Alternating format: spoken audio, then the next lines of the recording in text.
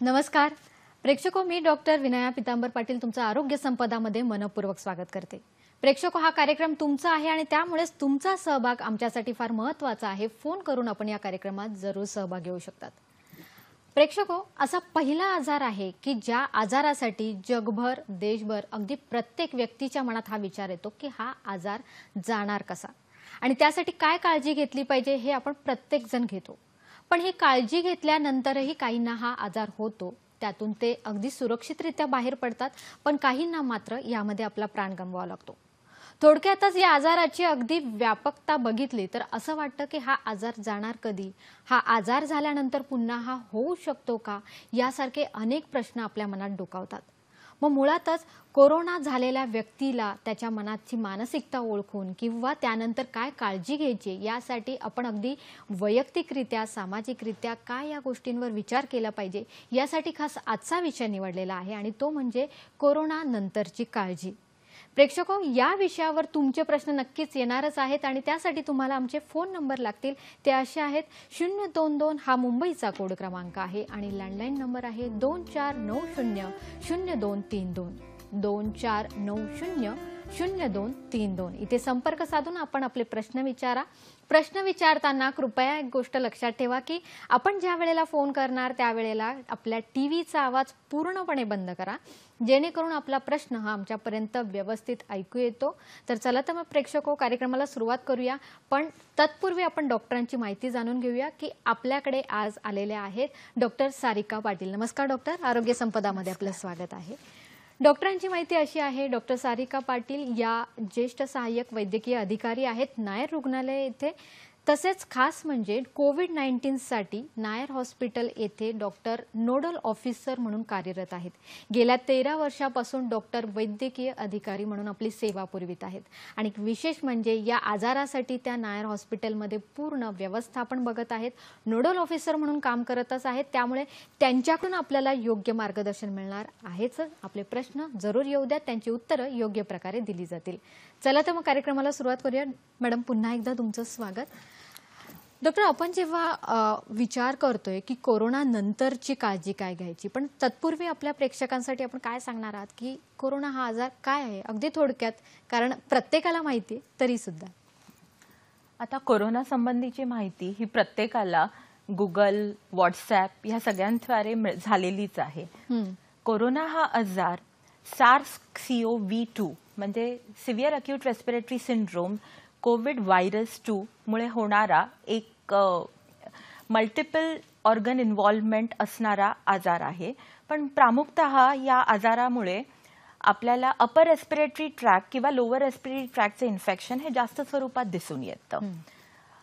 कोरोनाचा प्रादुर्भाव आपण आता जगभरच बघत आहोत आणि त्यामुळे सध्या तरी पॅन्डेमिकची सिच्युएशन तयार झालेली आहे। म्हणजे हा आजार इतका आहे की जगभर पसरलेला आहे आणि सगळ्यांनाच तुम्ही म्हणालात तसं की व्हॉट्सअप आहेत, बरेच आपल्याला म्हणू शकतो की माहितीची बरीच साधनं आहेत आणि त्याद्वारे आपल्याला कळत असतं। डॉक्टर, तरीही याची लक्षणं काय आहेत? कोरोनाचा संसर्ग ज्या पद्धतीने होतो ते मेन तुमचं नाक, घसा इथून होतो, तर त्या पद्धतीने प्रत्येकाच्या शरीरामध्ये ही लक्षणं दिसून येतात। आपण जसे बघत आहात त्या पद्धतीने गळ्याचा कोविड म्हणजे कोविडची लक्षणं ही केवळ गळा आणि घसा इथपर्यंतच सीमित राहते, त्याला आपण गळ्याचा कोविड म्हणू शकतो। काही पेशंट्समध्ये ही लक्षणं केवळ नाकापर्यंत सीमित राहतात, त्याला आपण नाकाचा कोविड देखील म्हणू शकतो। म्हणजे केवळ स्मेल जाणं किंवा थोड्याफार प्रमाणामध्ये सर्दी किंवा नॉमिनल फ्लू सारखी लक्षणं जेव्हा दिसून येतात त्याला आपण नाकाचा कोविड देखील म्हणू शकतो। आणि घशाच्या कोविडमध्ये घसा खवखवणे, खोकला ह्या पद्धतीची लक्षणं दिसून येतात। पण जेव्हा हा आजार तुमच्या लंग्स पर्यंत जातो, तुमच्या फुफ्फुसापर्यंत जातो, तर त्यावेळेस जो होणारा कोविड असतो तो फुफ्फुसांचा कोविड असतो। ह्याच्या बरोबरच काही पेशंट्समध्ये आपल्याला इतर देखील लक्षणं दिसून आलेली आहेत, जसे की जर GI ट्रॅक्ट तुमच्या आतड्यांमध्ये जर हा संसर्ग झाला तर आपल्याला लूज मोशन्स, व्हॉमिटिंग, डायरिया अशा पद्धतीची लक्षणं देखील दिसून येतात। तर काही पेशंट्समध्ये हे कार्डियाक लक्षणं आपल्याला दिसून येतात। तर डिपेंडिंग अपॉन की तुमचा व्हायरस हा कुठल्या सिस्टमला अफेक्ट झालेला आहे, आपल्याला वेरिंग लक्षणं दिसून येतात कोरोनाची. बरोबर आहे डॉक्टर. जसं तुम्ही आता म्हणाला की एखादा वास न येणं किंवा चव न येणं हे सुद्धा एक लक्षण आहे. याशिवाय आपण म्हणू शकतो काही जणांना त्वचेवर सुद्धा काही रॅशेस वगैरे येऊ शकतात. ही काही नवीन लक्षणं आहेत. तशी बाकी लक्षणं तर फोन कॉल्सवरून किंवा फोन लावण्याच्या आधीच आपल्याला कळत असतात. डॉक्टर आता ही लक्षणं तर माहिती आहे, पण हा आजार आपण प्रत्येक जण काळजी घेऊन सुद्धा तितक्याच प्रमाणात पसरतोय असं म्हणणंही वावगं ठरणार नाही. तर कशाद्वारे हा पसरतोय आजार? कोरोनाचा संसर्ग हा ड्रॉपलेट इन्फेक्शनमुळे होणारा संसर्ग आहे. म्हणजे एखादा इन्फेक्टेड पर्सन जेव्हा तुमच्या संसर्गात येतो तर हा संसर्ग हा केवळ अगदी क्षणभराचा संसर्ग वगैरे आपल्याला म्हणता नाही येणार. पण समजा तो आजारी व्यक्ती तुमच्या समोर त्यांनी खोकला केला किंवा शिंकला तर त्याच्यातून जे निर्माण झालेले ड्रॉपलेट्स असतात आणि ते जर आपल्या शरीरापर्यंत पोहोचले तर डेफिनेटली तुम्हाला कोरोनाचा संसर्ग हा होणार आहे. आणि त्यामुळेच जेव्हा आपण ही गोष्ट बोलतो तेव्हा सोशल डिस्टन्सिंग या गोष्टीला महत्व हे ह्या वेळेस येतं. कारण जेव्हा आपण एखाद्या आजारी व्यक्तीपासून एक ठराविक अंतरावरती उभं असू तर त्यावेळेस आपल्याला हे ड्रॉपलेट इन्फेक्शन होणं खूप it is very less likely. तर त्यामुळे आपल्याला हे सोशल डिस्टन्सिंग फॉलो करणं हे तितकंच महत्वाचं आहे किंवा मास्कचा वापर करणं. आपल्या संसर्गात येणारा प्रत्येक व्यक्ती जर आपण अशा पद्धतीने त्याच्याकडे बघितलं की नाही याला कोविड झालेला आहे आणि आपण ह्या काही छोट्या छोट्या गोष्टी आहेत की बाबा मास्कचा वापर केला, आपण सॅनिटायझेशन केलं. कारण बऱ्याच वेळेला होतं की समोरच्या व्यक्तीने एखाद्या गोष्टीला टच केलेलं आहे आणि मग तुम्ही सुद्धा बेअर हँड्सनी त्या गोष्टीला जर जाऊन टच केलं तर त्याच्यावर असलेली जे जीवाणू आहे त्याच्याशी तुमचा संसर्ग होऊ शकतो. तर तिथे जर तुम्ही सॅनिटायझरचा वापर केला तर या जीवाणूंना तुमच्या शरीरापर्यंत पोहोचण्यासाठी रस्ता तुम्ही तिथे ब्लॉक केलेला असतो. तर main mode of transmission in Covid is your droplet infection. म्हणजे ह्या सगळ्या हे जे ड्रॉपलेट आहे म्हणजे आपण म्हणू शकतो की आपल्या थुंकी वाटे किंवा सर्दीचे द्रव आहेत त्यांच्याद्वारे हे इतरत्र पसरत असतात. आणि त्या ठिकाणी आपण मोकळ्या हाताने टच केला किंवा आपण म्हणू शकतो स्पर्श झाला तर त्या स्पर्शावाटे आपल्या शरीरात हे रोगजंतू हे विषाणू आहेत ते सहज प्रवेश करू शकतात. डॉक्टर आता हे सगळं सांगण्यामागे हाच हेतू आहे की आता जरी लॉकडाऊन उघडलं तरी बऱ्याच जणांना असं वाटतं की आजार कमी झाला. तर असं नाहीये, आजार कमी नाही झालाय. आपल्याला या कोरोनासोबत कसं जीवन जगायचंय याची आपण काही सवयी लावून घेतो आणि त्यातल्या या फार महत्वाच्या सवयी आहेत. डॉक्टर आता ज्यांना सर्दी खोकला झालाय, कारण बाकी असे आजार आहेत ज्यांच्यामध्ये ही लक्षणं आहेत, तर आता सर्दी खोकला झाला असेल तर अगदी या कोरोनासाठी कुठल्या तपासण्या केल्या पाहिजे? अतिशय चांगला प्रश्न आहे. कारण सध्या आपण बघतोय की सोसायटीमध्ये एक पॅनिक सिच्युएशन तयार झालेली आहे की साधा थोडासा सर्दी आली, खोकला झाला किंवा किंचितसा ताप देखील आला तरी प्रत्येकाला कुठेतरी एकदम एक भीती वाटून घेते की नाही हा कोविड तर नाही ना. पण मी प्रत्येकाला एकच गोष्ट सांगू इच्छिते की कोरोनाबद्दल तुम्ही डेफिनेटली काळजी करा पण भीती बाळगू नका. काळजी करणं हे आपल्या हातात आहे.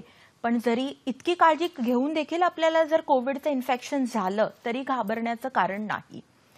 आता तुम्ही जो विचारलेला प्रश्न होता की हा प्रत्येक येणारा ताप किंवा आपल्याला झालेली सर्दी ही कोविडची आहे का, तर नाही. पण डेफिनेटली जेव्हा आपण एक पॅन्डेमिकला सामोरं जात आहोत तेव्हा आपल्याला प्रत्येक आजाराच्याकडे बघण्याआधी हा ताप कोविडचा आहे की नाही हे रूल आउट करणं खूप गरजेचं आहे. त्यामुळे तुम्हाला जर माइल्ड फीवर असेल, एक 99 ते 100च्या दरम्यान राहणारा ताप हा जर 1-2 दिवसापर्यंत जर सस्टेनेबल असेल, त्याच्यासोबत तुम्हाला इतर लक्षणं जे मी आपण मगाशी बोललो त्याप्रमाणे जर दिसून आली तर डेफिनेटली आपण कोविडच्या चाचण्यांसाठी जावं. अच्छा.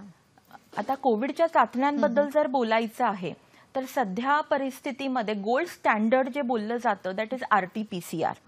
आणि आता नव्याने जी चाचणी गव्हर्नमेंटकडनं देखील उपलब्ध करून दिली गेलेली आहे तिला रॅपिड अँटीजन टेस्ट ही म्हटली जाते. रॅपिड अँटीजन टेस्टचा रिपोर्ट जो आहे ह्याच्यामध्ये आपण नेझल स्वॅब घेतला जातो, पेशंटच्या नाकातून हा स्वॅब कलेक्ट केला जातो आणि ह्याचा रिपोर्ट अगदी तुम्हाला अर्धा ते 1 तासामध्ये मिळतो. पण ह्याची स्पेसिफिसिटी तितकी नाही आहे. जर रॅपिड अँटीजन टेस्ट ही पॉझिटिव्ह आली तर तुम्हाला 100% कोविड आहे. पण ही टेस्ट जर तुमची निगेटिव्ह आली तर याचा अर्थ असा होत नाही की तुम्हाला कोविड नाही आहे. तर जर रॅपिड अँटीजन टेस्ट ही निगेटिव्ह आली तर अशा केसेसमध्ये आपल्याला RT-PCR ही टेस्ट करणं गरजेचं आहे. तर सध्या परिस्थितीमध्ये तरी मी देखील या 2 टेस्ट चाचण्या म्हणेल तुम्हाला. इतरही आपल्याकडे चाचण्या अवेलेबल आहेत, ट्रूनॅट झालं, CBNAT झालं किंवा अँटीबॉडी टेस्टिंग. पण आजार डिटेक्ट करण्यासाठी अँटीबॉडी टेस्टिंगचा तसा इम्पॉर्टन्स नाही आहे. ह्याचा मेन जे आहे उपयोग हे कोविड झाल्यानंतर तुमच्यामध्ये प्रतिकारक शक्ती डेव्हलप झाली आहे की नाही हे बघण्यासाठी अँटीबॉडी चाचणीचा जास्त उपयोग आहे. नक्कीच. आणि त्यामुळे बरेच जण आता आहेत उपलब्ध चाचण्या म्हणून करून घेतात आणि अँटीजन अँटीबॉडीज केल्या जातात. पण त्या सुद्धा कधी कधी नंतर जाऊन अशा व्यक्तींना डॉक्टर आपण दिसू शकतं की अशाही व्यक्तींना नंतर हा आजार झालेला दिसतो. कारण आपलं दुर्लक्ष होणं हे आपल्याला सध्याच्या काळात जीव घेणं ठरतंय. त्यामुळे दुर्लक्ष करणं हे अतिशय वाईट ठरणार आहे. डॉक्टर आपण अगदी पुढे जात असताना आता जर आपल्याला काही व्यक्ती दिसतात की ज्यांना आजार झालेला आहे पण ते घरी क्वारंटाईन आहेत, घरी त्यांना ठेवण्यात आलेलं आहे आणि काही जण हॉस्पिटलमध्ये आहेत, तर अशा काही म्हणजे हे कशावरून ठरवलं जातं, याचे काही प्रकार आहेत का? आपण जेव्हा कोरोनाबद्दल बोलतो तेव्हा कोरोनाचा आजार हा प्रत्येक व्यक्तीमध्ये अगदी सारख्या प्रमाणात नसतो. काही व्यक्तींमध्ये अगदी आपल्याला असिम्प्टोमॅटिक असतात ह्या व्यक्ती, म्हणजे आपल्याला कसल्याही प्रकारची लक्षणं दिसून येत नाहीत, पण तरी देखील ह्यांनी चाचणी केली आणि ते RT-PCR ची टेस्ट पॉझिटिव्ह झालेली आहे हे सुद्धा आपल्याला दिसून येतं. तर बऱ्याचशा केसेस या असिम्प्टोमॅटिक असतात. तर अशा केसेस आपण होम आयसोलेशनसाठी ठेवू शकतो. ह्याच्या व्यतिरिक्त कोरोनामध्ये माइल्ड, मॉडरेट आणि सिव्हिअर असं आपण त्याची डिव्हिजन करतो. तर mild cases are those cases ज्यांच्यामध्ये आपल्याला अगदी थोड्याफार प्रमाणामध्ये ताप, घसा दुखणं किंवा घसा खवखवणं, पण ह्या नॉर्मल फ्लूची लक्षणं दिसून येतात थोडक्यात. आणि हे लक्षणं सोडून बाकी कुठल्याही प्रकारे मध्ये पेशंटमध्ये आपल्याला त्यांचा ऑक्सिजन सॅच्युरेशन नॉर्मल असतो, त्यांना दम लागत नाही, हे असे पेशंट्स आपण माइल्ड डिझीज मध्ये कॅटेगोराइज करतो. तर इनिशियली असिम्प्टोमॅटिक केसेस आणि माइल्ड केसेस या आपण होम आयसोलेशनसाठी पाठवू शकतो. आता depending upon the age group. थोडंसं मध्ये थांबवते कारण याचे प्रकार किती आहेत, का घरी थांबवलं जातं आणि का हॉस्पिटलमध्ये पाठवण्यात येतं हे सुद्धा आपण बघूया. पण आपल्याला एक फोन आलेला आहे. आशा बोलतायत आपल्याशी जळगाव इथून. नमस्कार आशाजी, आपला प्रश्न विचारा. हा मॅडम, म्हणजे कोरोनासाठी म्हणजे आमच्या घरात 2 मुलं आहेत मला, एक 7 वर्षाचा आणि एक 2 वर्षाचा. तर 7 वर्षाच्या मुलाला तरी मी सांगू शकते की तू बाहेर जाऊ नको, याला हात लावू नको, त्याला हात लावू नको. पण 2 वर्षाचा मुलगा आहे तो इकडे तिकडे हात लावतो. माझा टेलरिंगचा बिझनेस आहे, तर मला सारखी भीती वाटते की मी बायकांचे ब्लाऊज शिवू की नको. माझ्या घरात लहान मुलगा आहे, मग त्याची काळजी आपण कशी घ्यायची? म्हणजे सकाळी गरम पाणी घेणे, रात्री झोपताना दूध हळद देणे, हे सारखं दुसरे जण सांगतात. पण तुम्ही काय सांगता की मी माझ्या मुलांची काळजी कशी घेऊ? नक्कीच आशाताई, तुम्ही छान प्रश्न विचारलेला आहे. काय सांगणार आहे डॉक्टर? कारण लहान मुलांना जरी हा आजार तितक्या प्रमाणात होत नसला तरी ते त्याचे वाहक ठरू शकतात. डॉक्टर काय सांगणार आहात, कशी काळजी घ्यायची? नक्कीच आशाताई, मी तुमचा समजून घेऊ शकते, कारण प्रत्येक आईच्या मनामध्ये असणारी ही भीती तुम्ही बोलून दाखवलेली आहे. कारण आपण मोठ्या व्यक्तीला सांगू शकतो की बाबा तू घराबाहेर पडू नकोस किंवा घराबाहेर पडताना तू ही अशा पद्धतीची काळजी घे, पण डेफिनेटली लहान मुलांना आपल्याला हे सांगणं खूप डिफिकल्ट जातं. तर अशा वेळेस मी तुम्हाला एकच हे करेल की पहिले तर घाबरू नका. आपण लहान मुलांमध्ये ह्या आजाराचा प्रादुर्भाव तसं, कारण त्यांना बेसिकली टी सेल इम्युनिटी ही थायमसमुळे त्यांना प्रोटेक्टिव्ह असते, त्यामुळे आपल्याला लहान मुलांमध्ये हा आजार तितक्या तीव्र स्वरूपाचा दिसून येत नाही. बट डेफिनेटली ती मुलं कॅरियर्स असू शकतात. तर अशा वेळेस आपल्याला मुलांना आयसोलेट करणं हे तितकंच डिफिकल्ट आहे. पण समजा आपल्या घरामध्ये एखादा व्यक्ती आहे की ज्याच्यामध्ये ही लक्षणं दिसून आलेली आहे, तर अशा वेळेस मुलांना आयसोलेट न करण्यापेक्षा आपल्याला त्या व्यक्तीला ज्याच्यामध्ये सिम्पटम्स आहे त्यांनीच मुलांपासून डिस्टन्स जर मेंटेन करून ठेवला तर हे जास्त इझी पडतं. आता मुलांना मास्क घालणं हे खूप डिफिकल्ट आहे, कुठलीही मूल लवकर तयार होणार नाही बरोबर आहे. की मी मास्क घालून खेळायला जातोय वगैरे, पण डेफिनेटली खेळून आला किंवा आपण त्याला एक दर 5 मिनिटाने 10 मिनिटाने स्वच्छ साबण पाण्याने जरी त्यांनी हात धुतला, अगदी सॅनिटायझर वापरायची देखील गरज नाही, पण प्रॉपर तुमचा मनगट कव्हर होतील इथपर्यंत जर आपण त्याला दिवसातून कुठेही बाहेर जाऊन आलाय किंवा कुठल्याही वस्तूला जर टच केलंय त्यानंतर आपण जर पुढाकार घेऊन त्याचा हात धुतला तर त्या प्रमाणामध्ये हे आजाराचा संसर्ग होणार नाही. आणि मी मुळात पहिल्यांदाच सांगितल्याप्रमाणे मुलांमध्ये तसं या आजाराची लक्षणं तीव्र नसल्यामुळे घाबरायचं कारण नाही आहे. मुलांना होणार नाहीये, म्हणजे तुमच्या 2 वर्षाच्या मुलाला किंवा 7 वर्षाच्या मुलाला त्यांना होणार नाहीत, पण त्यांच्या मार्फत तुम्हाला होऊ शकतो. पण ती काळजी घेतली आपण तर हा आजार तुमच्यापर्यंत पोहोचणार नाही. जसं डॉक्टरांनी सांगितलं की भीती बाळगू नका. प्रेक्षको, नक्कीच आपण अजून चर्चा करणारच आहोत, पण इथे वेळ झाली एका छोट्याशा. नक्कीच आपण ब्रेकमध्ये जाण्याआधी डॉक्टरांना काही एक महत्त्वाचा प्रश्न विचारायचा आहे. डॉक्टर, जसं आपण म्हणू शकतो की आता हा आजार जसा वाढतोय तर त्या आजारासाठीचे आपण सांगितलं टेस्ट या अमुक अमुक करायच्या आहेत. आपण मध्यम स्वरूपाचे आजार जे आहेत, ज्यांना सौम्य आणि मध्यम आहेत, तीव्र झाल्यानंतर आपण हॉस्पिटलमध्ये घेतलं जातं. पण आता कसं ओळखायचं की जी लोक घरी ट्रीटमेंट घेत आहेत त्यांना एखादा आजार किंवा एखादं लक्षण जास्त झालं तर त्यांनी हॉस्पिटलमध्ये कधी जावं? डेफिनेटली आपण जेव्हा पेशंटला होम आयसोलेट करतो तर आपण मूळतःच पेशंट्स हे जे बिलो 50 इयर्स ज्यांचं वय असेल किंवा ज्यांना कोमॉर्बिडिटीज नसतील, म्हणजे इतर काही आजार पेशंटला ऑलरेडी नसतील, जसं डायबिटीज असणं, ब्लड प्रेशर असणं, अस्थमा असणं किंवा जुना टीबीचा आजार होऊन गेलेला आहे, फुफ्फुसाची इतर काही आजार असणं, तर अशा पेशंट्सला सहसा आपण होम आयसोलेट करत नाही. पण जरी तुम्हाला हे इतर आजार आहेत तरी काही रेड फ्लॅग साईन्स असतात ज्याच्यावरती आपल्याला लक्ष ठेवून राहिलं पाहिजे. जनरली तुम्ही जर होम आयसोलेशनचा निर्णय घेतलेला आहे तर काही गोष्टी ह्या उपलब्ध घरात असल्या पाहिजे, जसं की एक पल्स ऑक्सिमीटर ज्याच्याने तुम्ही ऑक्सिजन सॅच्युरेशन हा पेशंटमधला मोजू शकतात. तर आपल्याला एक एम ठेवला पाहिजे की जेव्हा तुम्ही होम आयसोलेटेड असतात त्यावेळेस तुम्ही तुमचं ऑक्सिजन सॅच्युरेशन हे 95 ते 94च्या वरती राहील. ऑन रूम आहे, कुठलाही बाहेरून तुम्हाला ऑक्सिजनची गरज न पडता तुम्ही तुमच्या सर्व काही ऍक्टिव्हिटीज अगदी नॉर्मलरित्या करून सुद्धा तुमचं जर ऑक्सिजन सॅच्युरेशन हे 94-95च्या वरती जर तुम्ही मेंटेन करू शकत असताल तर घाबरायची गरज नाही आहे. प्लस तुम्हाला ह्याच्यावर देखील लक्ष ठेवलं पाहिजे की कुठले नव्याने काही सिम्पटम्स डेव्हलप होत नाही आहेत ना. उदाहरणार्थ तुम्ही घरी आहात, तुम्हाला अगदी माइल्ड प्रमाणाचा ताप हा जनरली एक्सपेक्टेड असतो आपल्याला कोविडमध्ये. इनिशियली 3 to 5 डेजमध्ये तुम्हाला 99 ते 100 इतका ताप तुम्हाला एक्सपेक्टेड असतो.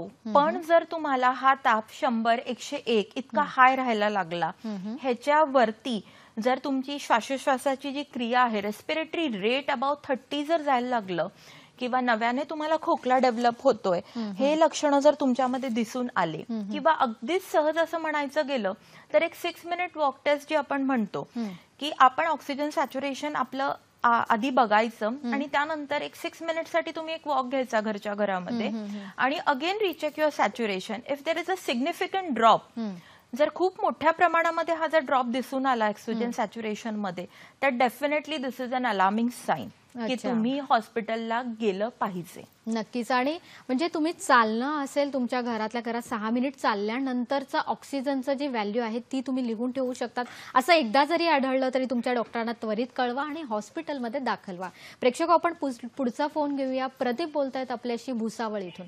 नमस्कार प्रदीपजी. नमस्कार. नमस्कार, आपला प्रश्न विचारा. हॅलो. हॅलो, प्रश्न विचारा, आपला आवाज येतोय. मॅडम, आधीच कोविडचे प्रिकॉशन काय घ्यायचे आधी, समजा आपल्याला लागण होऊ नये म्हणून? काळजी काय घ्यायची, आजार होऊच नये म्हणून. नक्कीच. कोणत्या गोळ्या वगैरे घ्यायच्या? अगदी बरोबर आहे प्रदीपजी, तुमचा प्रश्न योग्य आहे. पण तरी या प्रश्नाचं योग्यरित्या अगदी उत्तर डॉक्टर देणार आहेत. या ब्रेक नंतर कुठेही जाऊ नका, बघत राहा कार्यक्रम आरोग्य संपदा.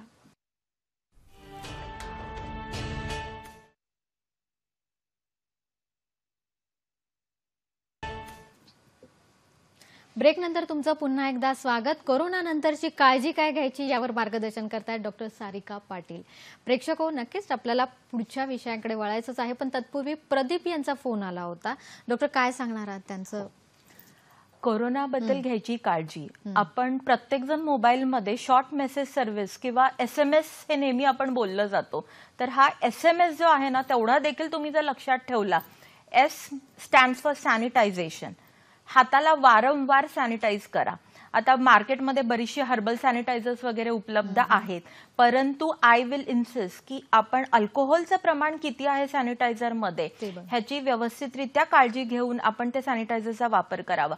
अगदी सॅनिटायझरचा वापर जरी जमत नसेल तरी साबण आणि पाण्याने जरी आपण हात धुवू शकलो आणि सॅनिटाईज करू शकलो तर तुमचा S will be for that. Second M, masking. Mask घालणं. तुम्ही कुठल्याही प्रकारचा मास्क घाला, अगदी कॉटनचा मास्क घाला, डबल लेअर, ट्रिपल लेअर किंवा मार्केटमध्ये इतक्या प्रकारचे मास्क मिळत आहेत, पण मास्क हा जो आहे हा प्रॉपरली तुमचं नाक, तोंड आणि चिन इतकं कव्हर करणारा असावा. आणि जर जमलं तुम्हाला एक एक्स्ट्रा लेवल ऑफ प्रोटेक्शन जर घ्यायचं असेल तर 0 नंबरचा गॉगल म्हणा, चष्मा घातला तरी देखील आपण आपल्या डोळ्यातून जीवाणूंची एंट्री ही वाचवू शकू. आणि जे थर्ड म्हटलं मी S, तो that is your social distancing.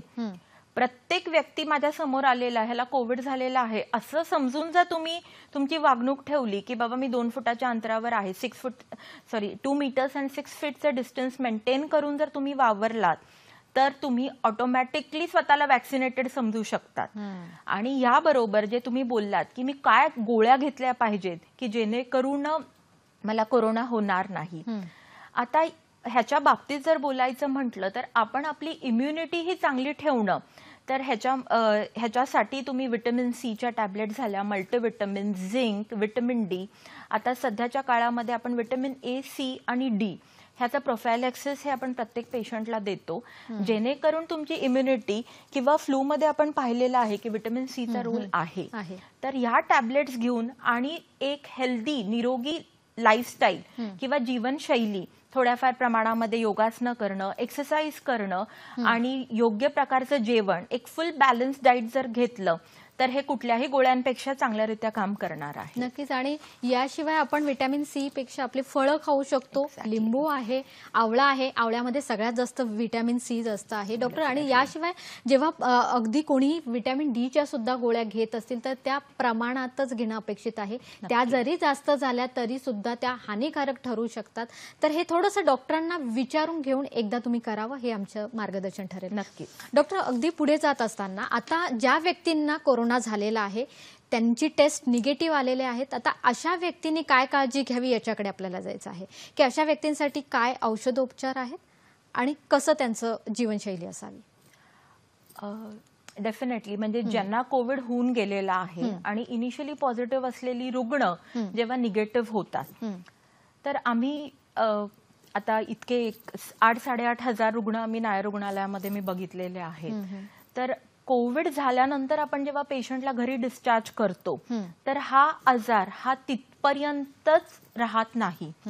We have observe, आम्ही बघितलेलं आहे की पेशंटला बरा झाल्यानंतर देखील अगदी 4 ते 6 आठवड्यापर्यंत माइल्ड किंवा सौम्य स्वरूपामध्ये बरीचशी लक्षणं दिसून येतात. व्हेरिड अमाऊंट ऑफ सिम्पटम्स आपण बघितलेले आहेत, पण मुख्यतः जे सगळ्यात जास्त पेशंट्सकडनं कंप्लेन येते ती म्हणजे थकवा. की खूपशा प्रमाणामध्ये आम्हाला हा थकवा जाणवतो. म्हणजे अगदी म्हणायचं झालं तर एखादा व्यक्ती जो अगदी कोरोनाच्या आधी त्याचं 8 ते 10 तासाचं ऑफिसचं काम अगदी व्यवस्थितरित्या करू शकत असला तरी हा व्यक्ती कोरोना नंतर जेव्हा ऑफिस जॉईन करतो तर त्याला कदाचित 1 ते 2 तासामध्ये सुद्धा त्याला असं वाटेल की नाही आता मी खूप थकलेलो आहोत. तर हा थकवा जाणवणं ही लक्षणं देखील कोरोनामध्ये नंतर दिसून येतात. किंवा बऱ्याचशा पेशंट्समध्ये आम्ही ही रादर खूप डिफरंट अशी एक कंप्लेंट बघितलेली आहे की एक स्लीप पॅटर्न जो आहे ना तो डिस्टर्ब झालेला बघितलेला आहे. इन्सोमनिया म्हणजे रात्रीला व्यवस्थितरित्या झोप न लागणं ही कंप्लेंट देखील काही पेशंटमध्ये दिसून आलेली आहे. ह्याच्याबरोबरच जॉईंट पेन्स होणं, सांधेदुखी, खूप साऱ्या पेशंट्समध्ये ही कंप्लेंट देखील आपण बघितलेली आहे. आणि जे पेशंट्स बऱ्याच काळापर्यंत असे 2 ते 3 आठवड्यापेक्षा हॉस्पिटलाइज राहिलेले आहेत किंवा ज्यांना नॉन इन्व्हेसिव्ह व्हेंटिलेटर, हाय फ्लो नेझल ऑक्सिजन वगैरेचे गरज लागलेली आहे हॉस्पिटलमध्ये असताना, अशा पेशंट्समध्ये श्वसनाशी रिलेटेड, फुफ्फुसाशी रिलेटेड असे काही कंप्लेंट्स ह्या बऱ्याच पुढपर्यंतही देखील आपल्याला दिसून आलेल्या आहेत. किंवा काही पेशंट्समध्ये ज्यांच्यामध्ये प्री एक्झिस्टिंग काही डिसऑर्डर्स जर असतील किंवा दम्याचा आजार झाला, डायबिटीज, सीओपीडी झालं किंवा एक्झॅक्टली डायबिटीस आहे, अशा पेशंट्समध्ये आपल्याला दिसून येतं की या पेशंट्सला एक्झर्शनल डिझनिया जे आपण म्हणतो, म्हणजे इतर घरी गेल्यानंतर ही पेशंट्स नॉर्मली इतर त्यांना नॉर्मल डे टू डे ऍक्टिव्हिटीजमध्ये कदाचित धाप लागणं वगैरे हा प्रकार दिसून येत नाही, पण डेफिनेटली त्यांनी जर काही ऍक्टिव्हिटी एक्झर्शनल केली तर अशा पेशंटला अगदी कमी प्रमाणामध्ये घरी सुद्धा ऑक्सिजनची गरज लागू शकते. तर असे देखील लक्षणं आपल्याला दिसून आलेली आहेत. आणि त्यामध्ये आपण काय करायचं हे सुद्धा आपण डॉक्टरांकडून जाणून घेऊया. पण आपल्याला फोन आलेला आहे. प्रसाद बोलतायत आपल्याशी पुणे इथून. नमस्कार प्रसादजी. ऍक्च्युली वडिलांना कोविड झाला होता आणि त्यांना 19 तारखेला डिस्चार्ज दिलाय. तर मॅम नंतर आपण काय काळजी घेऊ शकतो, म्हणजे आता परत कोविड होण्याचे चान्सेस आहेत का, किंवा एकदा कोविड झाल्यानंतर आपण परत काय काळजी? नक्कीच, अगदी महत्वाचा प्रश्न आहे. डॉक्टर काय सांगणार आहात? अगदी माझा पुढचा प्रश्न हा होता, झाल्यानंतर पुन्हा होऊ शकतो का? डेफिनेटली खूप चांगला प्रश्न आहे आणि आपल्या प्रत्येकाच्या मनामध्ये ही भीती आहे. काही लोक अगदी मला आता कोरोना होऊन गेलेला आहे, आय एम इम्युन अशा पद्धतीने वावरताना आपल्याला दिसून येतात. बट कोरोना हा आजार जगासाठी, आपल्या प्रत्येकासाठी हा अगदी नवीन आहे आणि बेसिकली ह्या सगळ्या गोष्टी अजून देखील रिसर्चमध्ये आहेत. पण कोरोनाची इम्युनिटी ही कितपर्यंत आहे किंवा किती आठवड्यापर्यंत आपल्याला ही इम्युनिटी राहणार आहे, या गोष्टी सध्या तरी इतक्या स्पष्ट नाही आहेत. देर आर फ्यू केसेस ज्यांच्यामध्ये अजूनही आपल्याला सांगणं कठीण आहे की whether there is a reinfection or there is a reactivation of the existing virus. पण आजच आपण बघितलं असेल, एक आर्टिकल आलेलं आहे की ज्याच्यामध्ये प्रूव्हन झालेलं आहे की there are cases of reinfection. So त्यामुळे आपण एकदा डिस्चार्ज झाल्यानंतर देखील आपले जे कोरोनासाठी घ्यायची काळजी होती ती तशाच पद्धतीने कंटिन्यू ठेवली पाहिजे. मास्कचा वापर करणं, सोशल डिस्टन्सिंग, योग्य प्रमाणामध्ये व्यवस्थितरित्या प्रथिनं, प्रोटीनयुक्त, कार्बोहायड्रेट युक्त असं जेवण चालू ठेवणं, एक व्यवस्थित जीवनशैली चालू ठेवणं हे आपण कंटिन्यू केलं पाहिजे. कारण कोविडमुळे लाईफ लॉंग इम्युनिटी नाही आहे. आपण आता देखील बघितलं तरी जरी अँटीबॉडीज डेव्हलप होत असल्या शरीरामध्ये, तरी या अँटीबॉडीज 3 to 4 मंथ्स नंतर या अगदी झपाट्याने पडलेल्या आपल्याला दिसून येत आहेत की अगदी 30-40% डिक्रीज झालेला आहे त्यांच्यामध्ये. तर ही नक्कीच एक काळजी करण्यासारखी, कोविडच्या अँटीबॉडीज जर आपल्या झपाट्याने खाली पडत असतील तर ही इम्युनिटी आपल्याला किती दिवसांपर्यंत राहणार आहे हे सांगणं खूप कठीण आहे. नक्कीच. आणि यासोबतच डॉक्टर त्यांची मुळातच प्रतिकार शक्ती ही कमी होऊ न देणं ही खूप गरजेची आहे. ही प्रतिकार शक्ती कशावर अवलंबून आहे डॉक्टर, की कुठल्या कुठल्या गोष्टींची काळजी घेतली पाहिजे? जसं तुम्ही आहार म्हणालात, व्यायाम म्हणालात, पण अजून कुठल्या गोष्टी केल्या पाहिजे? आपण जेव्हा प्रतिकारक शक्ती बोलतो तर त्यावेळेस एक आपल्याला गोष्ट ही लक्षात घेतली पाहिजे की जेव्हा कोरोनाचा आजार होतो आणि पेशंट हॉस्पिटलाइज केले जातो तर तिथे जी काही ट्रीटमेंट दिली जाते त्याच्यामध्ये प्रामुख्याने प्रत्येक पेशंटला तरी आपण स्टिरॉइड देतो आणि स्टिरॉइडमुळे मुळातच प्रत्येक पेशंटची ही इम्युनिटी खालावलेली असते. तर आपल्याला ही गोष्ट विसरून चालता कामा नाही. Because steroid, long term steroid जेव्हा आपण एखाद्या पेशंटला देतो तेव्हा मुळातच त्या गोष्टींचा साईड इफेक्ट म्हणा किंवा we are more prone to infection. So because of that तुमची इम्युनिटी मुळातच कमी झाल्या कारणाने तुम्हाला तुमचे इम्युनिटी बूस्टर्स जे आहेत ते घेतले पाहिजेत. आता हे इम्युनिटी बूस्टर्स आपण म्हटल्याप्रमाणे जेवणामध्ये देखील उपलब्ध आहेत. एक मी सांगेल, जेवणामध्ये तुम्ही कलरफुल जेवण घ्या, that is the basic principle. आणि प्रोटीन युक्त म्हणजे प्रथिने भरपूर असणारे, जर तुम्ही नॉन व्हेजिटेरियन असताल तर भरपूर प्रमाणामध्ये अंडे, कडधान्य, नॉन व्हेजिटेरियन असताल तर तुम्ही एग्सचं प्रमाण घ्यावं, तुम्ही चिकन खावं. आणि व्हेजिटेरियन जर असताल तर लेग्युम्स, डाळींमध्ये प्रोटीनचं प्रमाण हे खूप जास्त असतं. तर तुम्ही सोयाबीन, डाळी, या इव्हन सोया, पनीर ह्या गोष्टी घेऊ शकतात. Plus along with that carbohydrate, because मुळातच तुमच्या शरीरातली ऊर्जेचं जे प्रमाण असतं ते कुठेतरी खालावलेलं असतं आणि त्यामुळे जे हे सायन्स अँड सिम्पटम्स असतात की दम लागणं, थकवा जाणवणं, यासाठी तुम्हाला तुमच्या शरीरातली ऊर्जेची लेवल वाढवण्यासाठी जी गरज असते ती कार्बोहायड्रेट्समुळे तुमची पूर्ण होणार आहे. तर कार्बोहायड्रेट तुमचं अगदी सकाळचा नाश्त्यापासून तुम्ही कार्बोहायड्रेटचं प्रमाण अगदी जेवणामध्ये इन्क्लूड केलं पाहिजे.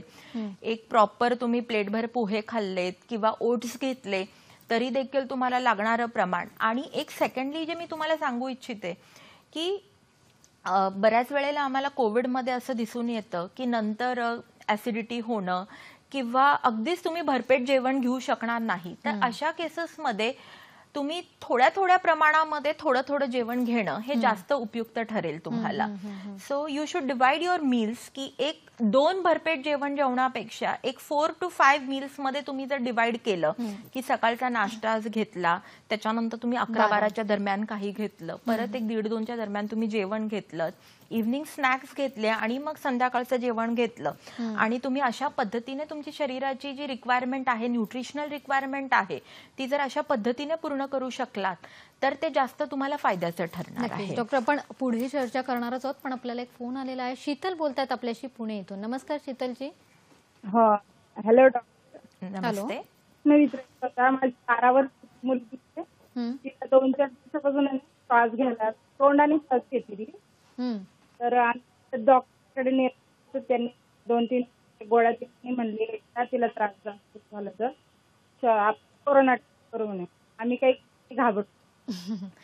नक्कीच शीतल ताई, तुमचा प्रश्न योग्य आहे. तोंडाने श्वास घेतला जातोय ओके. आणि कोरोना टेस्ट करायला घाबरतायत त्या 12 वर्षाची मुलगी. 12 वर्षाची. सी ताई, मी पहिले म्हटल्याप्रमाणे आपल्याला काळजी घेणं महत्वाचं आहे, पण घाबरून चालणार नाही आहे. जरी कोरोनाचा आजार झाला तरी आपण बघितलेलं आहे की कोरोनामध्ये जी मॉर्टॅलिटी किंवा जे आपण म्हणतो की 80 ते 90% पेशंट्स हे बरे होऊन जात आहेत.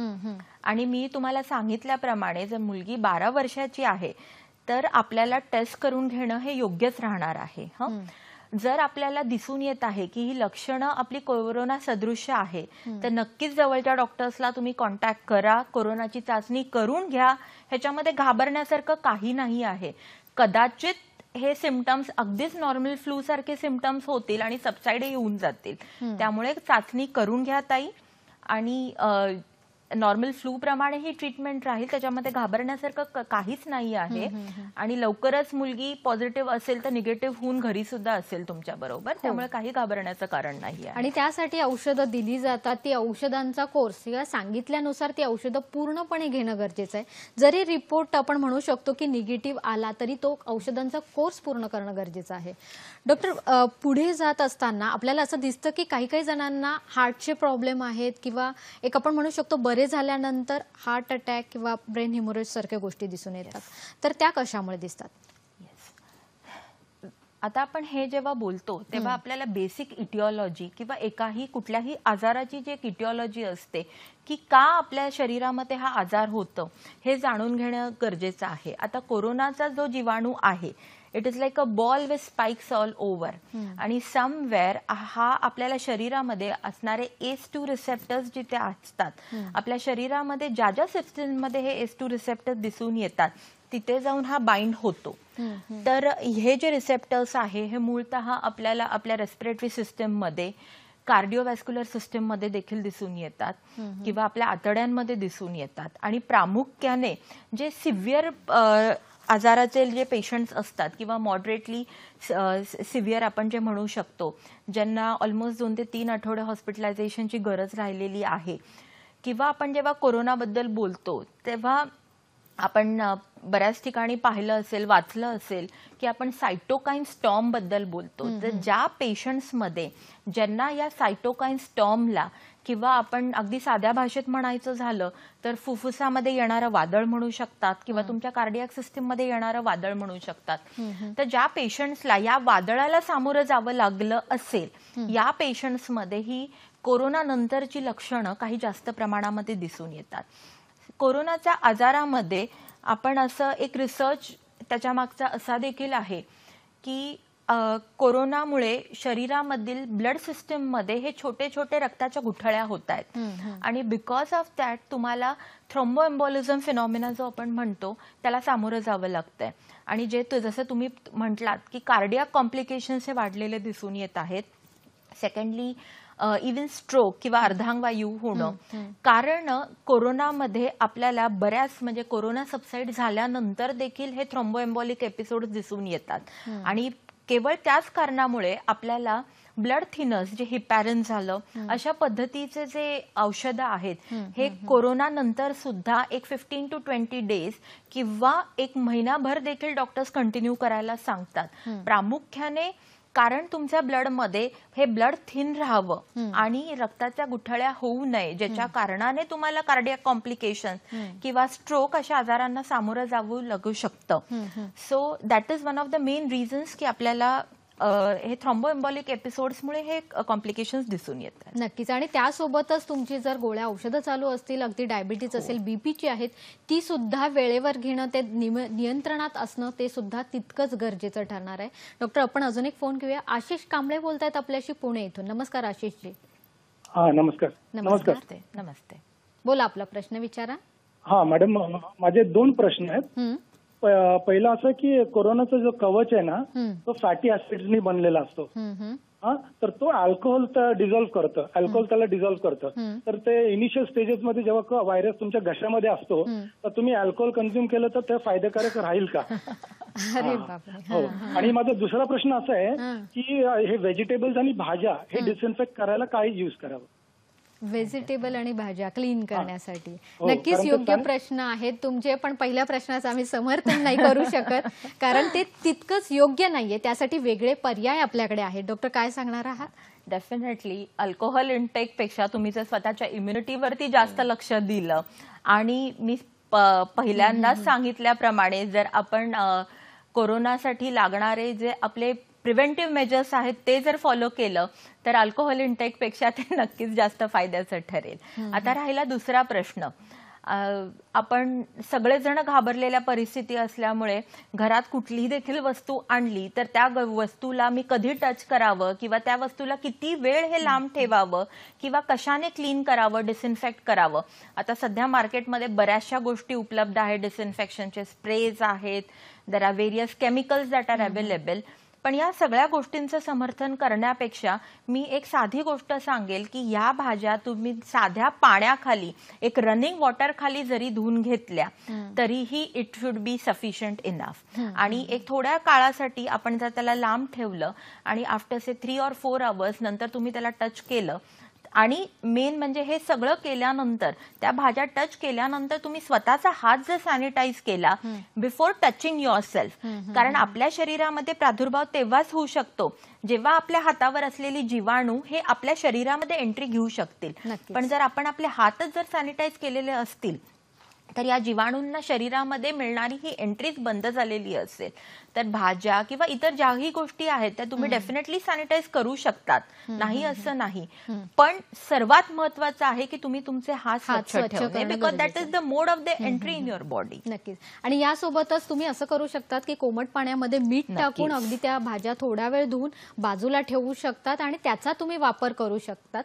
प्रेक्षको, यासोबतच जसं तुम्ही प्रश्न विचारला होता, खरं म्हटलं तर मद्यपान हे आरोग्यास हानिकारक आहे, त्याचा उपयोग काय ते त्याच्यावर बंदीच असणं योग्य ठरणार आहे. पण जर कोरोनाविषयीच म्हणायला झालं तर हा गरम वाफेने गरम पाणी पिणार, तुम्ही अगदी गुळण्या जरी गरम पाण्याच्या मिठाच्या केल्या तरी त्यामुळे सुद्धा जो येणारा इफेक्ट आहे, फायदा आहे, तो खूप असतो बाकी सगळ्या गोष्टींपेक्षा. त्यामुळे मद्यपान करणं हे अतिशय हानिकारक आहे, त्याला आम्ही समर्थन नक्कीच नाही देणार. प्रेक्षको, अजून माहिती घेणारच आहोत पण इथे वेळ झाली एका छोट्याशा विश्रांतीची. कुठेही जाऊ नका, बघत राहा कार्यक्रम आरोग्य संपदा.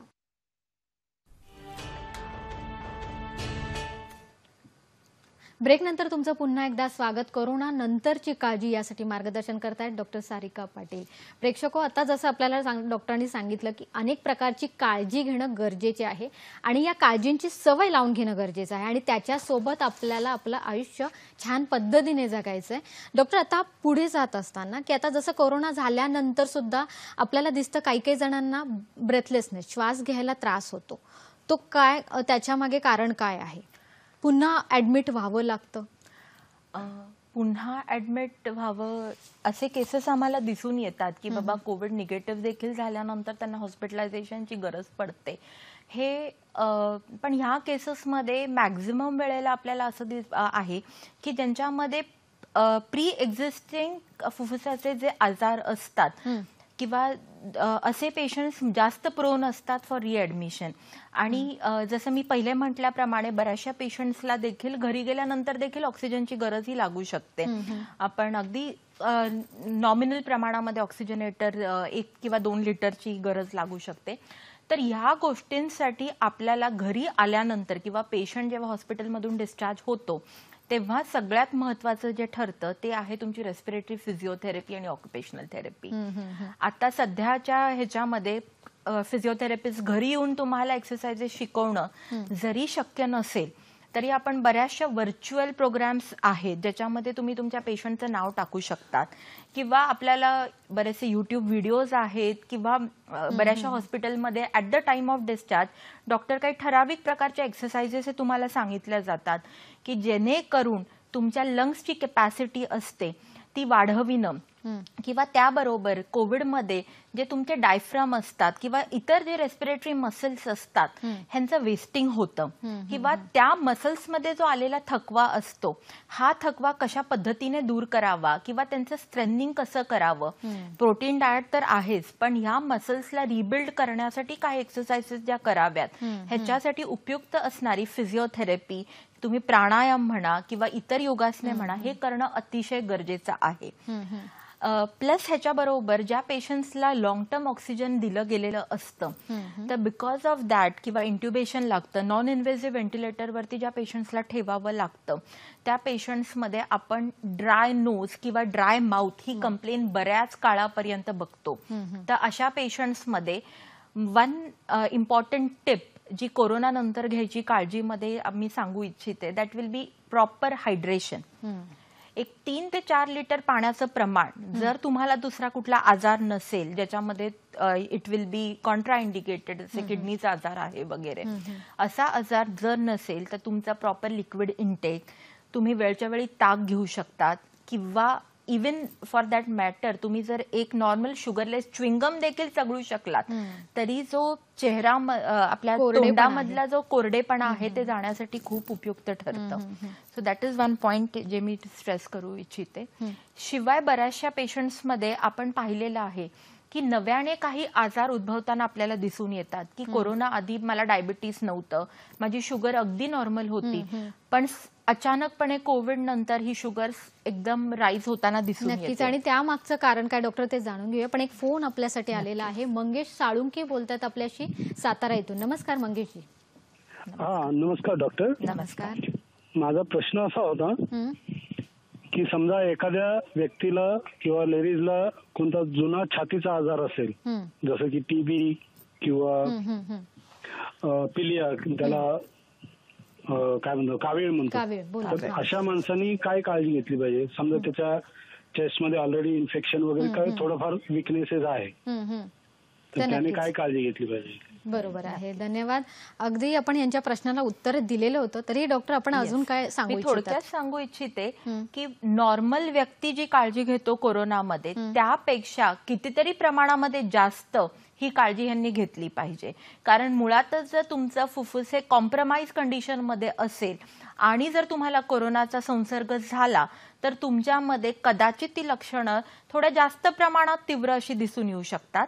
तर तुम्हाला सांगितल्याप्रमाणे जी काळजी आहे ती थोडीशी जास्त प्रमाणात घेणं आणि स्वतःचं इम्युनिटी ही चांगली ठेवणं हे अतिशय गरजेचं आहे rather than a normal individual. बरोबर आहे.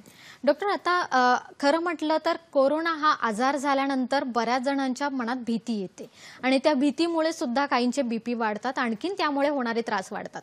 थोडक्यातच मानसिकता जी आहे ती आपल्याला सांभाळणं खूप गरजेचं आहे अगदी त्या आजाराशी झुंजण्यासाठी किंवा तो आजार झाल्यानंतर सुद्धा. तर आपण काय सांगणार आहात. नक्कीच कोरोना हा आजार जेव्हा जगामध्ये आला हा प्रथम आजार तुम्ही म्हणू शकता जिथे तुम्हाला ना डॉक्टरचं तोंड दिसतं ना नर्सचं तोंड दिसतं. केवळ एक कुठल्या तरी ॲस्ट्रोनॉट सारख्या पोशाखामध्ये तुम्हाला वावरणारी लोकही अवतीभोवती दिसतात. ना रिलेटिव्हशी कुठला संबंध असतो ना कोणी भेटायला येतं फळ घेऊन ना काही. सो हे सगळं बघता it is very difficult for the patient की अशा वातावरणामध्ये त्या आजाराशी झुंज देणं. त्यामुळे डेफिनेटलीच तुमच्या मानसिक आरोग्यावरती कोरोनाचे लक्षण हे जास्त दिसून येतात. आता हे झालं हॉस्पिटलमध्ये असणाऱ्या पेशंटबद्दल. पण जे पेशंट्स होम आयसोलेशनमध्ये असतात, एक 14 दिवस किंवा त्यापेक्षा जास्त कालावधीसाठी घरामध्ये एका रूममध्ये स्वतःला ठेवणं हे खरंच डिफिकल्ट असतं. तर अशा काळामध्ये पेशंट्सनी थोड्याफार प्रमाणामध्ये तुमचं एक सोशल नेटवर्क जे असतं, तुम्ही फोनच्या द्वारे म्हणा किंवा व्हिडिओ कॉलच्या द्वारे म्हणा किंवा एक सोशल टच जो म्हणतो की आपण सध्या फेसबुक आहे, व्हॉट्सअप आहे किंवा न्यूज बघणं, आपण स्वतःला you can keep your self in touch with the society. आणि त्याबरोबरच सध्याच्या काळामध्ये आपण बघतो की कोविडचे न्यूज हे सगळीकडेच आहे. हो, आणि त्या प्रमाणात बघणं खूप ते गरजेचं प्रमाणात बघणं खरंच खूप गरजेचं आहे. तुम्हाला जर कोरोना संबंधीची माहिती बघायची असेल, जगात काय चाललेलं आहे, किती प्रादुर्भाव झालेला आहे, किती मॉर्टॅलिटी आहे, नक्की बघा. पण एका ठराविक वेळेसाठी बघा, एक लिमिटेशन्स ठेवा. थर्डली आपण बऱ्याच वेळेला बघतो की घरच्या घर सगळ्या फॅमिलीजला कोरोनाचं लागण झालेलं असतं. तर अशा केसेसमध्ये आपलं मानसिक आरोग्य मेंटेन करणं हे खरंच खूप डिफिकल्ट असतं. की आई वडील दोघांना कोरोना झालेला आहे, घरात लहान मूल आहे, त्या मुलाची असणारी काळजी ही अगदी स्वाभाविक आहे. किंवा बऱ्याच वेळेला आपल्या घरामधल्या अगदी जवळच्या व्यक्तीचा कोरोनामुळे मृत्यू होतो. तर हा जो एक लॉस असतो तो बेअर करणं खरंच खूप डिफिकल्ट आहे. तर अशा केसेसमध्ये बऱ्याच वेळेला आपल्याला दिसून येतं की कोरोनामुळे अँक्झायटी, एक पॅनिक अटॅक हे जे सायन्स अँड सिम्पटम्स आहेत हे बऱ्याच काळापर्यंत पेशंट्समध्ये दिसून येतात. तर अशा वेळेस आपल्याला जर एक मानसोपचार तज्ञाची जर गरज घ्यावीशी वाटली तर ते घेण्यामध्ये काही देखील प्रॉब्लेम्स नाही आहेत. आपण डेफिनेटली हा अगदी थोड्या वेळासाठी किंवा थोड्या काळासाठी होणारा एक पार्ट ऑफ लाईफ म्हणा, आणि हे स्वीकारून आपण त्याला तशा पद्धतीने व्यवस्थितरित्या जर ट्रीट केलं तर तुमचं मानसिक आरोग्य हे चांगलं राहण्यास नक्कीच मदत होईल. नक्कीच. डॉक्टरांनी जसं सांगितलं त्या पद्धतीने मानसिक आरोग्य जर तुम्ही चांगलं ठेवलं तर तुम्ही कोरोनावर सुद्धा लवकरात लवकर मात मिळवू शकतात. डॉक्टर, आता जसं आपण याविषयी बोलतो तरी अशी काही धोक्याची लक्षणं आहेत का की ज्याच्यामध्ये आपण म्हणू शकतो की त्या लक्षणांमुळे ज्यांना आजार झालाय त्यांना हॉस्पिटलमध्ये जाण्याची गरजेचं आहे?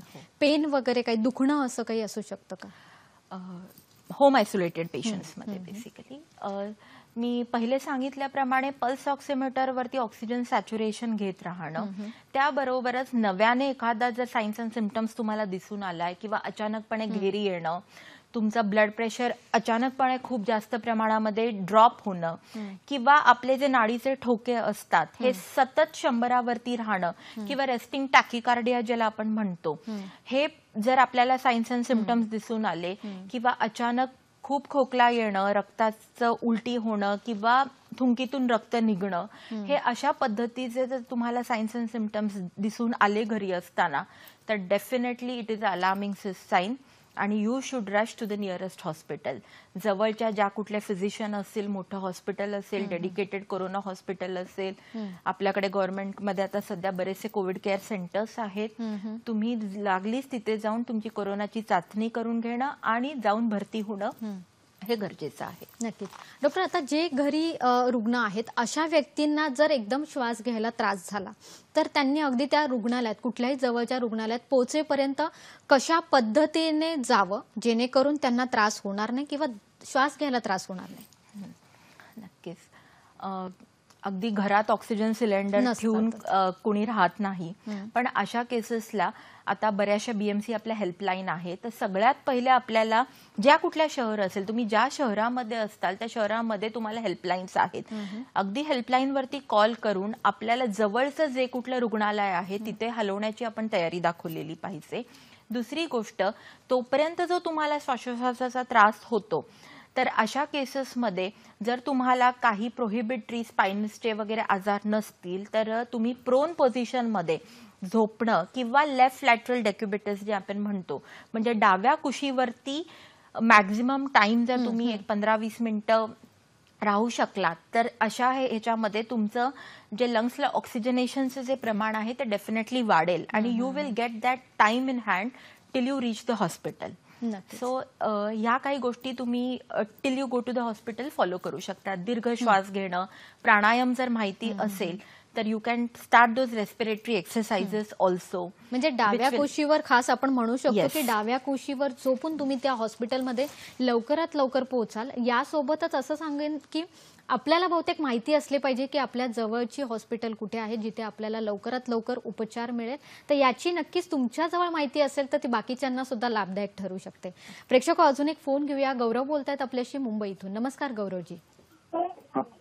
मॅडम विचारू का प्रश्न? हो हा, हो विचारा नक्कीच. आपला प्रश्न. गौरव एक्कल बोलतोय मुंबईवरून. बोला. मॅडम 2 प्रश्न आहेत की एक जे आपल्याकडे पेशंटला जर का तुम्ही ऑक्सिजन तापमान आपण चेक करतो, ऑक्सिजन लेवल आणि तापमान हं, ते बरोबर असतानाही जर का डॉक्टरांनी टेस्ट करायला पॉझिटिव्ह टेस्ट येते हं, हं. तर ते नक्की आपण ऑक्सिजन लेवल आणि तापमानावर विश्वास ठेवायचा का करोनामध्ये? हं, आणि दुसरा प्रश्न असा आहे की आपण जर का ऍडमिट झालोय हं, प्रायव्हेटमध्ये हं, तर सेकंड टेस्टला प्रायव्हेट हॉस्पिटलमध्ये जर का टेस्ट पॉझिटिव्ह आली तर घरी पाठवलं जाते हं, हं. आणि गव्हर्नमेंटमध्ये सेकंड टेस्ट आली पॉझिटिव्ह की त्याला परत तिकडेच ठेवलं जाते, हं, त्याला डिस्चार्ज देत नाही. मग नक्की आपण करोनासाठी कुठलं हॉस्पिटल निवडलं पाहिजे आणि कसं घरी कशी काळजी घेतली पाहिजे, हे 2 प्रश्न मला आहेत. म्हणजे ते नक्कीच. खूप भीतीचे अगदी बरोबर आहे, भीतीदायक आहे, पण तुमचा प्रश्न योग्य आहे. काय सांगणार आहात डॉक्टर? जो पहिला मुद्दा तुम्ही बोललात, कोरोनामध्ये ऑक्सिजन सॅच्युरेशन डेफिनेटली कमी होतं, पण हे प्रत्येक रुग्णामध्येच कमी होतं असं नाही आहे. आपण बऱ्याचशा रुग्णांना ज्यांना आपण असिम्प्टोमॅटिक असं म्हणतो की हा कोरोनाचा पूर्ण इलनेसचा एक 8 ते 10 दिवसाचा जो कालावधी असतो त्यांचा थ्रू आउट द इलनेस हा oxygen saturation above 96-97 on room air राहतं. ह्यांना कुठल्याही प्रकारचे बाहेरून ऑक्सिजन द्यायची गरज पडू शकत नाही. त्यामुळे ऑक्सिजन सॅच्युरेशन हा एकमेव क्रायटेरिया असू शकत नाही. सो हे त्यांचा पहिल्या प्रश्नाचं उत्तर झालं. आणि दुसरं जे तुम्ही बोललात की डिस्चार्ज क्रायटेरिया, आता डिस्चार्ज क्रायटेरियामध्ये केवळ स्वॉब टेस्ट पॉझिटिव्ह असणं किंवा निगेटिव्ह असणं हा एकमेव क्रायटेरिया नसतो. कारण बऱ्याचशा पेशंटमध्ये आपल्याला हे देखील दिसून आलेलं आहे की पेशंटची स्वॉब टेस्ट निगेटिव्ह येते. एक 8-10 दिवसानंतर पेशंटची आपण जर स्वॉब टेस्ट केली तर ती निगेटिव्ह आलेली असते.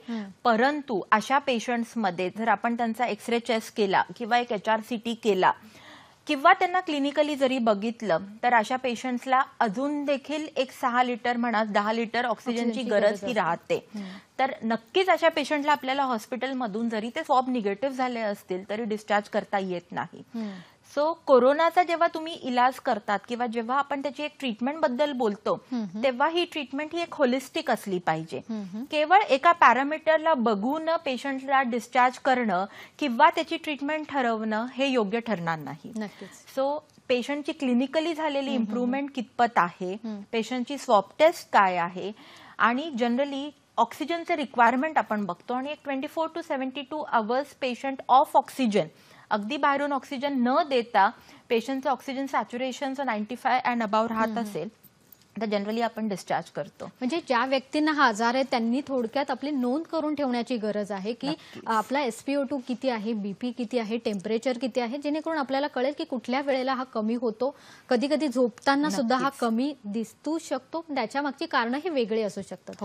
डॉक्टर, अगदी ज्या व्यक्तींना हा आजार झाला आहे त्यांनी फॉलोअप कसं घ्यावं, किती दिवसानंतर डॉक्टरांकडे जावं आणि कुठल्या टेस्ट कराव्या, अगदी थोडक्यात? कोरोनामध्ये फॉलोअप आपण म्हटल्याप्रमाणे अतिशय महत्वाचं आहे. कारण लॉंग कोविड हे जे दिसून येतं तर हे तुम्ही कोरोना बरा झाल्यानंतरच्या कालावधीमध्ये दिसून येणारे साइन सिम्पटम्स असतात. जनरली पहिला फॉलोअप जो असतो कुठल्याही हॉस्पिटलमध्ये जेव्हा तुम्ही डिस्चार्ज घेऊन घरी जातात तर 1 आठवड्याभरानंतर तुम्ही तुमच्या डॉक्टरला पुन्हांदा दाखवायला येणं हे तितकंच महत्वाचं असतं. ह्याच्यानंतर तुम्ही जर फुफ्फुसाचं वादळ वगैरे जर सामोरं गेलेला असताल तर तुमचे लॅब पॅरामीटर्स म्हणजे मार्कर्स जे आपण म्हणतो, कारण बऱ्याचशा पेशंट्समध्ये डी डायमर ही जी लॅब टेस्ट असते ही एलिव्हेटेड दिसून येते. तर ती 4 ते 6 आठवड्यानंतर करणं किंवा एक्सरे एक आपल्या 6 आठवड्यानंतर करणं हे तितकंच महत्वाचं आहे. म्हणजे आपल्याला जे काही नंबर दिले जातात त्या तिथे फोन करून आपण या आपल्या आजाराची माहिती देणं आणि पुन्हा पुन्हा त्यांच्याशी आपण कन्सल्टेशन समुपदेशन करून घेणं हे गरजेचं आहे. डॉक्टर डॉक्टर, हा विषय असा आहे की याची काळजी घेणं हे आपल्याला थांबवायचं नाही, काळजी घ्यायचीच आहे. आणि तुमच्याकडून आम्हाला जे मार्गदर्शन लाभलं त्याचं नक्कीच आमच्या प्रेक्षकांना लाभ झालाच असेल. प्रेक्षक हो, डॉक्टरांचे आपण आभार मानूया. डॉक्टर, तुम्ही वेळात वेळ काढून इथे आलात आणि आम्हाला छान मार्गदर्शन केलं, त्याबद्दल मी आपले धन्यवाद.